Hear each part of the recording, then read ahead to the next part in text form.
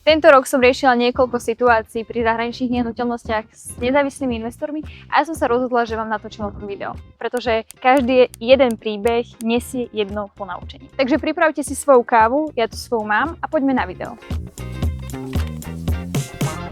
Vítajte pri ďalšom Coffee Talku. Je to trochu voľnejší formát, ktorý môžete nájsť u nás na kanáli Lestero, kde sa rozprávame aj o takomto zákulisí zahraničných nehnuteľností. Pretože častokrát na sociálnych sieťach, na webových stránkach môžete naozaj vidieť krásne vizualizácie od rôznych developerov v rôznych krajinách, avšak tá realita častokrát býva trochu iná. A dneska si o tom spolu povieme. Cieľom tohto videa je vám ukázať, na čo by ste si mali dávať pozor. Ako prvý príbeh, ktorý tu mám, je projekt, ktorý už mal byť dávno dokončený. V jednom týždni sa nám ozvali v podstate dvaja investori, úplne nezávisle, nevedeli o sebe a kontaktovali nás tým, že chcú predať jeden apartmán. A viete, čo bolo na tomto zaujímavé? Že tie apartmány boli v rovnakom projekte a v rovnakej budove. A obidvaja boli presvedčení, že to chcú predať. Na začiatok si každý povie, že však to je úplne v pohode. To sa predsa môže stať. Lenže keď vám dvaja rôzni ľudia napíšu na konkrétny projekt, že tam chcú niečo predať, začnete sa pýtať, čo sa tam deje alebo prečo. My sme o tomto projekte vedeli, evidovali sme ho, mali sme o ňom v podstate takéto bežné základné informácie, ktoré sú dostupné aj na webe a pozreli sme si, že projekt mal byť dokončený v roku 2025, teda pred rokom. Ja som tento rok v Batumi, teda aj bola, konkrétne v máji, a išla som sa pozrieť pred projekt. Nešla som priamo na stavbu, lebo tam potrebujete mať teda aj nejaké povolenia a podobné.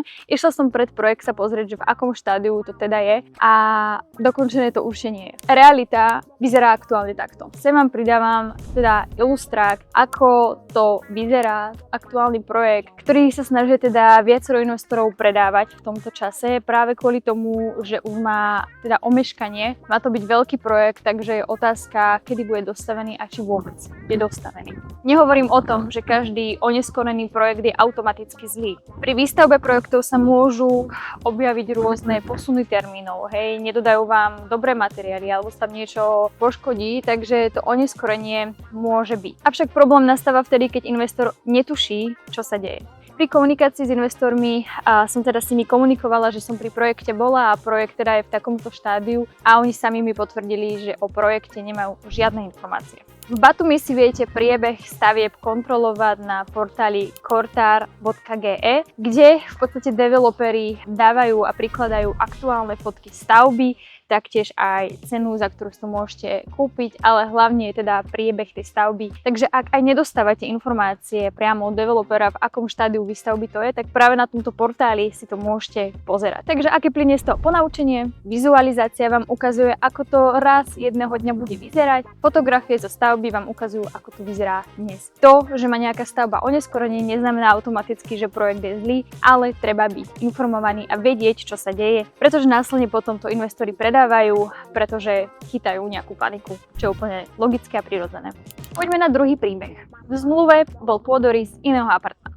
Tento príbeh sa stal pri kúpe apartmánu v Egypte. A povedzme si úprimne, Egypt a zahraničné nehnuteľnosti, je to úprimne časom divočina. Mnohé veci a mnohé procesy tam ešte nefungujú digitálne. To znamená, že podpisy musia byť v tlačenej forme, nie je tam digitálne overenie a celý ten proces je trochu, povedala by som, že zastaralejší, ako by mohol byť. Stalo sa v podstate to, že sedelo nám teda číslo jednotky, sedela nám budova, ale nesedel nám pôdorys. Bola to teda iná orientácia, iná dispozícia a v podstate to bol iný apartmán. Našťastie sme to všimli skôr spolu s klientom, s právnikom a zmluva sa teda nepodpísala. Developeri a taktiež aj manažment developera sú len ľudia, ale to neznamená, že takéto chyby by sa mali stávať. A z toho plynie znova jedno veľmi dôležité ponaučenie. Čítajte zmluvy. Ten pôdorys sme si teda všimli, ale môže tam byť presne niečo, čomu možno vy na prvý pohľad nerozumiete a potrebujete si to preveriť alebo sa na to spýtať a nie je to hanba, nie je to ani chyba. Takže čítať zmluvy je taktiež veľmi dôležitý bod. Viem, že veľa klientov povie, však ja si to nepotrebujem prečítať a aj tak každému odporúčam, prečítajte si to, pretože všetci sme len ľudia a môžu nastať práve takéto chyby. Ponaučenie alebo riešenie toho je, že keď si to všetci prečítame, tak to chyby presne takto nenastanú. Tretí príbeh. Provízia vo výške desiatky až stovky tisíc eur. Tretí príbeh sa netýka konkrétneho investora, ale týka sa tu našej firmy Lestero. Dostali sme ponuku rozšíriť naše portfólio o ďalšiu novú krajinu.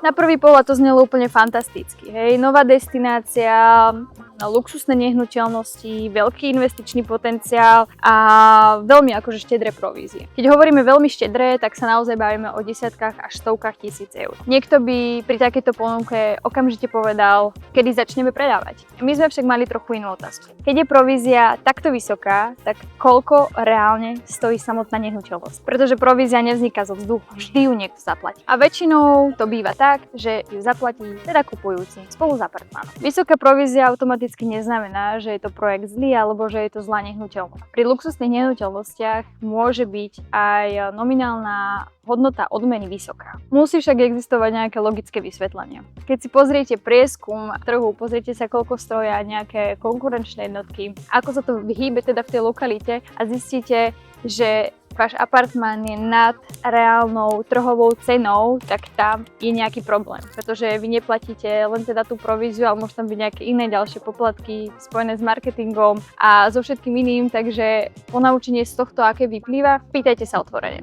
Samotná provízia nie je problém. Ak vám niekto sprostredková kúpu apartmánu, mal by byť za to odmenený. Problémom je netransparentná provízia, ktorá nafúkne cenu nehnuteľnosti bez toho, aby o tom investor vedel. A ideme na štvrtý príbeh.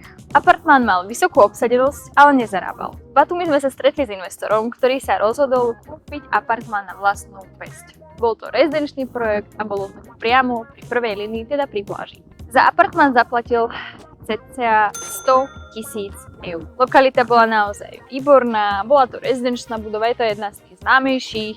Nemala síce žiadne služby ako wellness, spa alebo nejaké fitko, ale bol to veľmi pekne zariadený apartmán. My sme sa s týmto investorom stretli na káve a rozprával mi teda, že si robil nejaké ročné vyúčtovanie a zistil, že nezarobil tak, ako očakával. Tak sme teda prišli k debate, že ako je to možné, kde sa mohla teda stať chyba. A moja teda prvá otázka bola, že k tomu teda apartmán spravuje. Či si ho spravuje teda sám, alebo má nejakú teda externú firmu a povedal mi, že má externú firmu. Keď sme sa pozreli spoločne na tie tabulky a na tie výpisy, tak nebol problém apartmán, nebol problém lokalita, nebola problém obsadenosť, problém bol v cene. Spoločnosť, ktorá apartmán prenajímala, síce mala vysokú obsadenosť, ale apartmán prenajímali za veľmi nízku cenu za noc. Je veľmi pekné povedať, hlavne v tabulkách, že váš apartmán bol na 80% mesiaca obsadený. Avšak obsadenosť neznamená ešte dobrý výnos. Predstavte si, že máte apartmán obsadený 25 nocí za mesiac, za 30 eur. To je 750 eur. Vedľajší porovnateľný apartmán môže byť obsadený iba 18 nocí, ale za 60 eur. To je 1080 eur. Nižšia obsadenosť, ale vyššia tržba. A ešte stále musíme odpočítať energie, správu, upratovanie, servisné poplatky, provízie nejakých rezervačných portálov a nejaké prípadné opravy alebo keď sa niečo proste stane. Nejaká rezerva. Aké z toho plynie ponaučenie? Ak máte externú firmu, ktorá sa vám stará o váš apartmán, musíte si s ňou zisťovať a prehodnocovať cenu za noc, či sa ceny dynamicky nejako menia v rámci nejakej podľa sezóny, v lete alebo teda mimo leta. A ako má spoločnosť teda nejakú minimálnu cenu, kde apartmán teda sa inzeruje, zároveň ako alebo teda podľa čoho určujú cenu za noc. Malý tip pre vás, porovnajte si na Airbnb alebo Bookingu v danej lokalite alebo možno aj v tej istej budove, za koľko sa prenajmajú iné apartmány v porovnaní s vašimi. Pretože vašim cieľom nie je mať iba plný kalendár, vašim cieľom je mať ziskový apartmán. Pred posledným príbehom si dáme ešte posunúci coffee break. Rovnaký apartmán, no dvojnásobná cena. Na 5. príbeh sme narazili pri porovnávaní ponúk pri jednom projekte. Investor nám do mailu poslal 2 apartmány v jednom projekte, dokonca v tej istej budove, aby sme sa na to pozreli, či to poznáme, čo si o tom myslíme a či je to podľa nás nejaká dobrá investícia, keďže danú lokalitu alebo celkovo danú krajinu poznáme. Bola to rovnaká budova, rovnaká lokalita, v podstate veľmi podobná výmera, boli to vlastne obidve štúdia a bol to vlastne rovnaký štandard aj dokončení. Avšak jeden apartmán sa predával ako rezidenčný, stal 40 000 a druhý apartmán sa predával ako investorský a stal 80 000. Pri tom investičnom apartmáne developer ponúkal garantovaný výnos až rozprávkový 10% ročne. Na prvý pohľad to môže znieť úplne fantasticky a poviete si, že idem to rovno kúpiť, veď to dáva zmysel. Zaplatím viac, avšak developer mi bude predsa vyplácať ten garantovaný výnos. Lenže treba si položiť veľmi jednoduchú otázku. Prečo ten istý apartmán v rezidenčnej budove stojí 40 000 a ten istý apartmán, ale v investorskom šate stojí 80 000? Keď si prepočítate 10% výnos z 80 000 nehnuteľnosti, vychádza to 8 000 ročne. Ak je garancia na 3 roky, developer vám vyplatí 24 000. A zrazu vidíš, že časť garantovaného výnosu môže byť pokrytá už rozdielom v nákupnej cene. Investor môže mať pocit, že developer mu vypláca teda nejaký garantovaný výnos, no v skutočnosti mu iba vracia peniaze z rozdielnej sumy. Znova to neznamená, že každá nehnuteľnosť a každý projekt s garantovým výnosom je automaticky zlý. No treba mať presne zadefinované, z čoho sa garantovaný výnos vypláca a aká je teda skutočná a reálna cena danej nehnuteľnosti. Ponaučenie pre vás: pri garantovanom výnose sa netreba pozerať vždy len na to percento, ktoré vám bude vyplácané.